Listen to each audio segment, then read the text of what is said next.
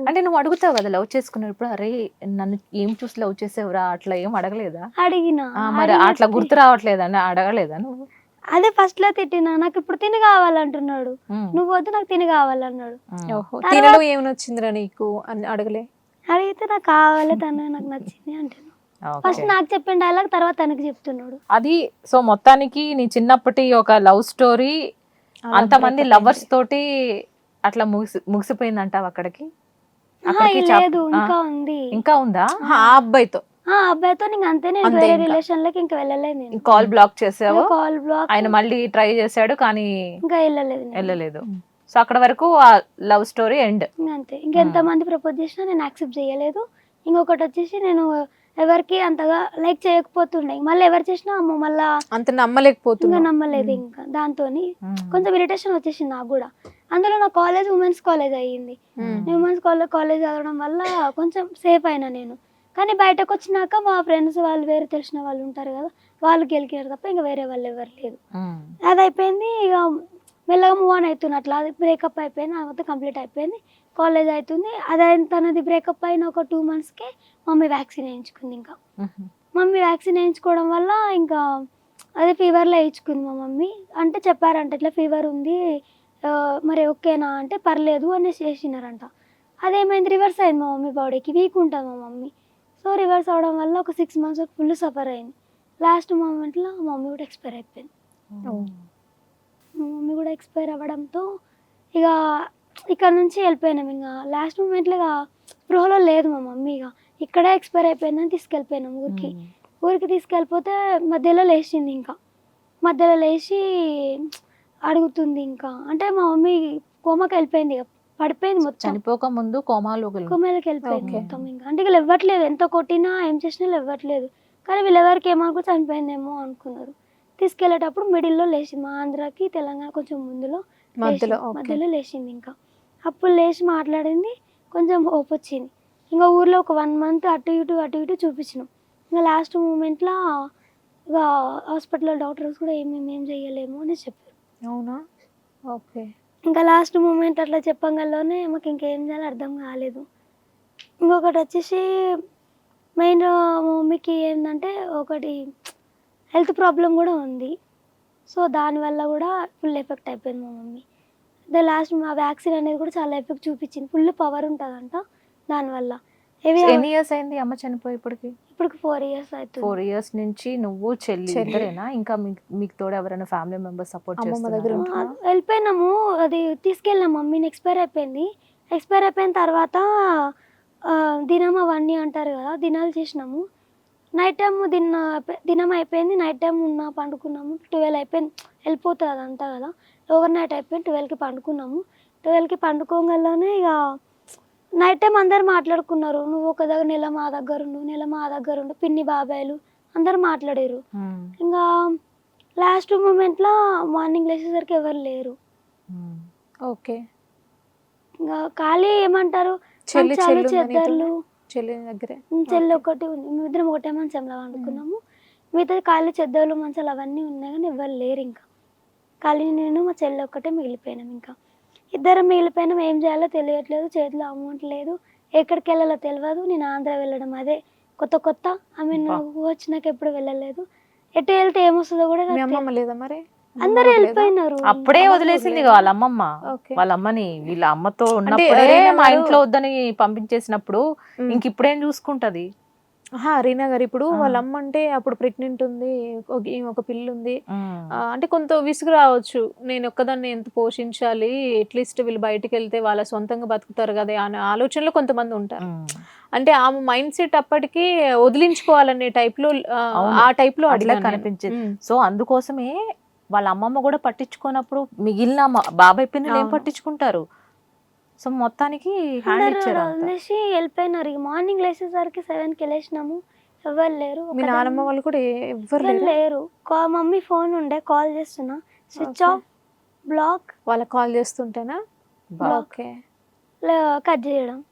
వాళ్ళు నాకు ఇంకా ఆన్సర్ ఇవ్వలేదు. వాళ్ళు ఏంటి లేచిగా ఊర్లో వాళ్ళే కొంచెం మంది ఏం చేసిరంటే, 2 ఆడపిల్లలు ఉన్నారు, ఎట్లా పరిస్థితి అనేసి కొంచెం ఒక 500 అమౌంట్ ఇచ్చారు.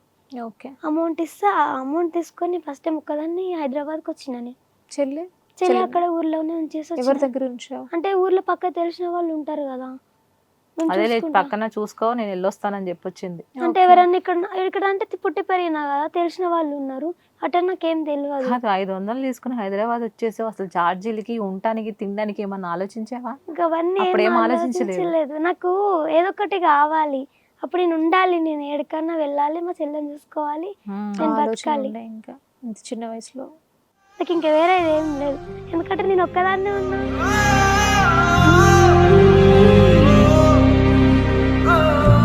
చెల్లె కూడా ఇప్పుడు నా అలాగైతే నేను సూసైడ్ చేసుకుంటే చెల్లె ఏమైపోతాను ఇట్లా ఆలోచించిన నేను. ఒకటే అమ్మాయి పోతే పర్లేదు, నాతో పాటు అప్పుడు ఎంత నీ ఇంకొక- వయసు? నాకు 17. అప్పుడు 17. అట్లా ఆలోచించిన. సరే అని చెప్పి ఇక్కడ తెలిసిన వాళ్ళు ఉన్నారు కదా, ఎవరన్నా వస్తే చూస్తారేమో ఒక చిన్న హోప్ అంతే ఉంటుండే అంతే. ఇక నాకు. అవును.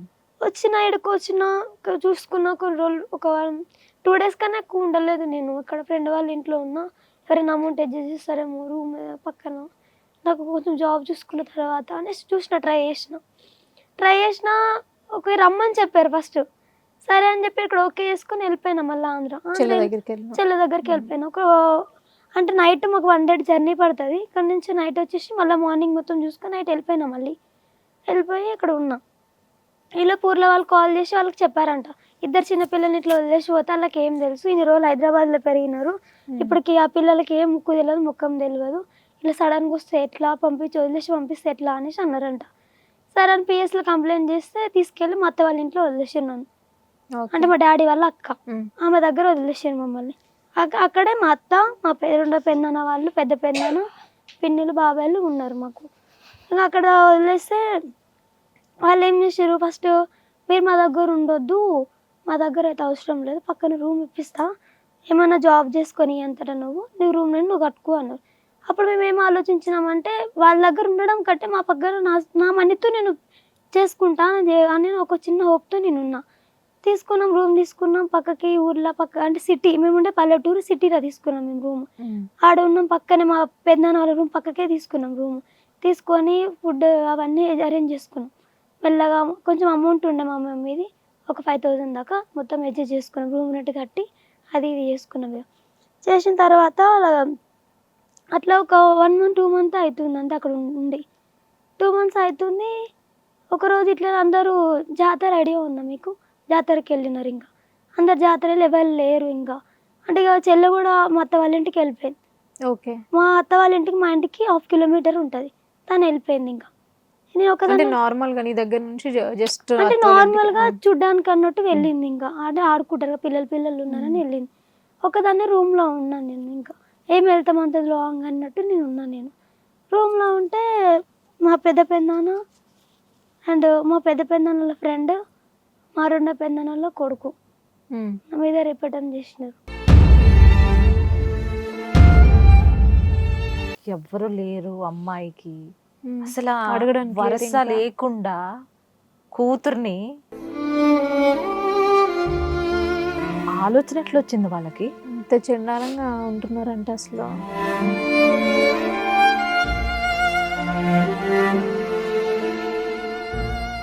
ఇంకా అది అయిపోయింది. లాస్ట్లో మా పిన్ని వస్తుంది. ఇంకొక 1 minute, ఒక 2 minutes అయిపోతే నేను అక్కడ చనిపోయేదాన్నంట. దేవుడా, చనిపోయే సిచ్యువేషన్ వరకు వచ్చావు అక్కడ? మా పిన్ని రావడంతో అరవలేదా నువ్వు? నోట్లో గుడ్డలు గుక్కినారు, చేతులు కట్టేసినారు.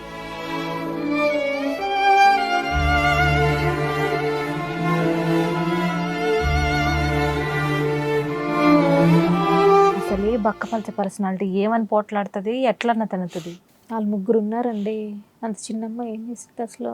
ఇంకా మా పిన్ని తీసుకెళ్ళి హాస్పిటల్ అడ్మిట్ చేస్తే, అంటే పిన్ని అంటే మా పెద్దత్త వాళ్ళ రెండో కూతురు. ఓకే.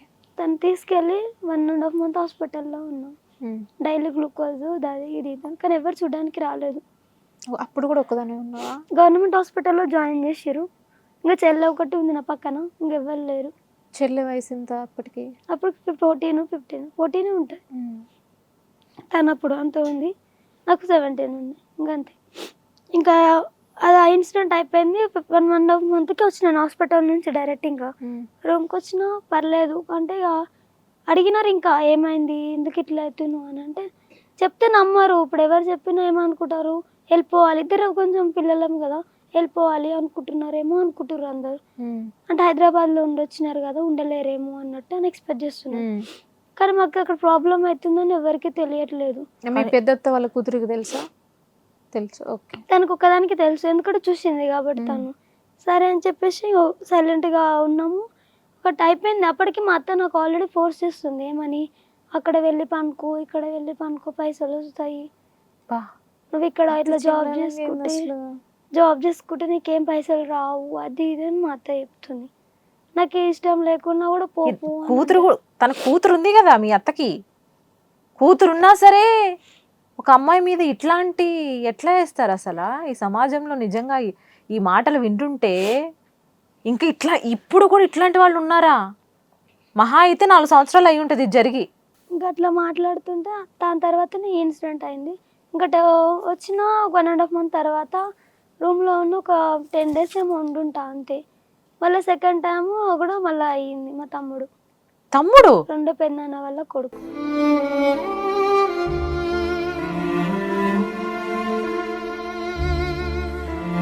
చదువు